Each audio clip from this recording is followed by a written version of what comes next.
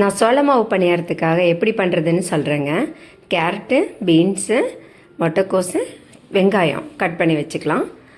அப்புறம் ஒரு வடை சட்டியில் எண்ணெய் ஊற்றிக்கலாம். 2-3 ஸ்பூன் எண்ணெய் ஊற்றினா போதுங்க. கடுகு பொரிஞ்சதுமே உளுந்தம்பருப்பு போட்டுக்கலாம். உளுந்தம்பருப்பு போட்டுட்டு வெங்காயம் போட்டு வதக்கிக்கலாம்.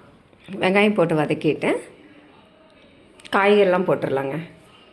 காயெல்லாம் நல்லா கொஞ்சம் வெங்காயம் வதக்கட்டும், 2 நிமிஷம் வதக்கிட்டு காய் போட்டுக்கலாம். காய் போட்டுட்டு கொஞ்சம் நல்லா வதக்கிக்கலாம். அப்போ அதுக்கு தகுந்த உப்பு, காய்க்கு மட்டும் உப்பு போட்டுட்டு கொஞ்சம் மிளகாத்தூள், பச்சை மிளகாய் போடலாம், ஆனால் குழந்தைங்களுக்கெல்லாம் வாயில் வந்துடும், அதனால் நான் மிளகாத்தூள் போட்டிருக்கேன். மிளகாத்தூள், மஞ்சள் தூள் போட்டு நல்லா மிக்ஸ் பண்ணிவிட்டு ஒரு தட்டு போட்டு மூடி ஸ்லோவில் வச்சுக்கலாம். ஏன்னா அதுவே உங்களுக்கு வெந்துடும், 5 நிமிஷத்தில் வெந்துடும், தண்ணியே வேண்டாம்.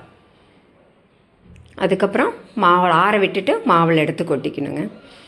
மாவில் எடுத்து கொட்டி நல்லா மிக்ஸ் பண்ணிவிட்டு சோள மாவு பணியாரம் கொஞ்சம் நல்லாவும் இருக்கும், சாப்பிட்றதுக்கு இதாக இருக்கும். நீங்கள் அதுக்கப்புறம் பணியாரக்கல்லை வச்சுட்டு எண்ணெய் ஊற்றினாலும் பரவாயில்ல, நெய் ஊற்றினாலும் பரவாயில்லைங்க. பணியாரம் ஊற்றிட்டு நாங்கள் சட்னி அரைக்கலாம். அன்றைக்கி சாம்பார் இருந்தது வச்சுக்கிட்டோம். நீங்கள் வேணால் அதுக்கு சட்னி வச்சுக்கலாம், வெங்காய சட்னி வச்சுக்கலாம், தேங்காய் சட்னி வச்சுக்கலாம், எதாக இருந்தாலும் நல்லாயிருக்கும்.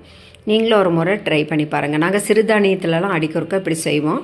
நீங்களும் இது மாதிரி செஞ்சு பாருங்கள். சோளம், சாமை, தெனை இந்த மாதிரி ஐட்டத்துலலாம் செய்வோம். நீங்களும் இது மாதிரி செஞ்சு பாருங்கள், நல்லாயிருக்கும்.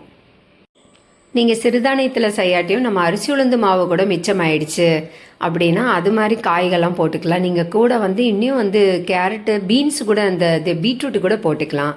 இல்லை இதே